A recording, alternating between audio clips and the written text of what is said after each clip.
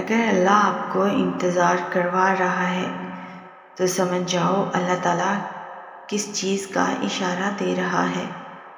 سنو، جب منزل تک پہنچنے کی تمام راہیں بند نظر آئیں تب بھی یاد رکھنا کہ ایک راہ ایسی ہے جو اب بھی تمہارے لیے کھلی ہے۔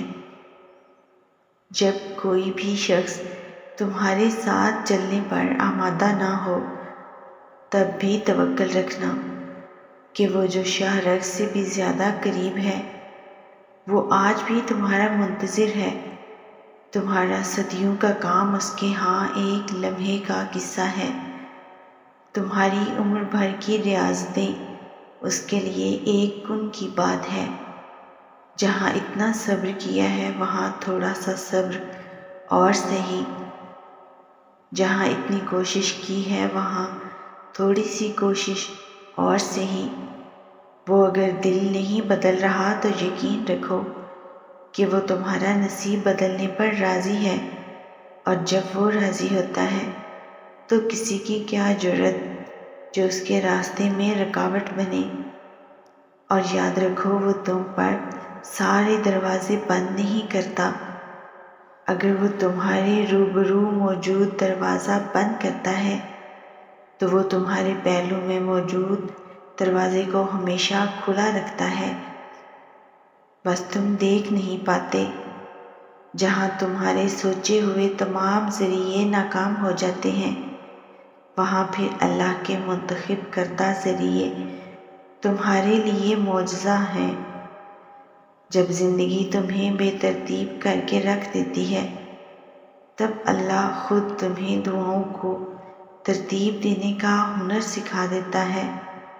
تو پھر ان راستوں سے مت گھبراؤ جو تمہاری چاہت کے مطابق نہیں ہیں، بلکہ ان منزلوں کا انتظار کرو چنتا کہ یہ راستے تمہیں لے جا رہے ہیں جو تمہاری رضا کے عین مطابق ہے۔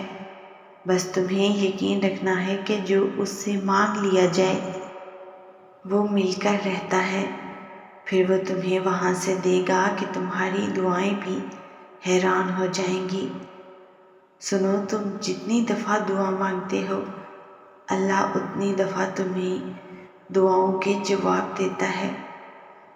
تم یہاں ایک قطرے کے لیے رو رہے ہو جبکہ تمہارا رب تو تمہیں 7 سمندر عطا کرنے پر بھی قدرت رکھتا ہے۔ تمہارا کام بس دعا کرنا ہے، عطا کی تدبیریں وہ خود بناتا ہے۔ انسان یقین رکھے تو کیا کچھ نہیں ہو سکتا۔ جب ہم اللہ کی رضا پر سر جھکا لیتے ہیں اور معاملات اللہ کے حوالے کر دیتے ہیں پھر اللہ بھی یا تو ہمیں وہ چیز دے دیتا ہے یا پھر ہمارے دل کو ہمارے نصیب پر راضی کر دیتا ہے۔ جب ہم زخم اس کے ہاتھ میں تھما دیتے ہیں تب وہ مرہم کا وسیلہ بھی بھیج دیتا ہے۔ جب ہم صبر کر لیتے ہیں تب وہ ہمیں اس صبر کا صلہ معجزوں کی صورت میں دیتا ہے۔ اللہ تمہیں یہاں تک اس لیے نہیں لایا تاکہ تم مایوس ہو کر ہمت ہار جاؤ۔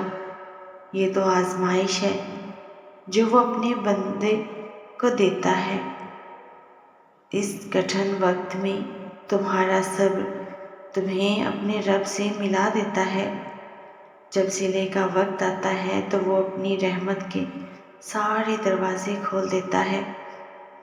جب کن فرمایا جاتا ہے تو آسمانوں کے فیصلے تمہاری رضا کے مطابق لکھ دیتا ہے، پھر وہ بھی حاصل ہو جاتا ہے جو کبھی لا حاصل رہا ہو۔ پھر وہ نوازتا ایسے ہے کہ ہر ناممکن ممکن کا روپ ڈھال لیتا ہے۔ اگر اللہ آپ کو انتظار کروا رہا ہے تو اس کا مطلب یہ ہرگز نہیں کہ وہ آپ کو سزا دے رہا ہے، بلکہ وہ آپ سے کچھ دیر تک رابطے میں رہنا چاہتا ہے۔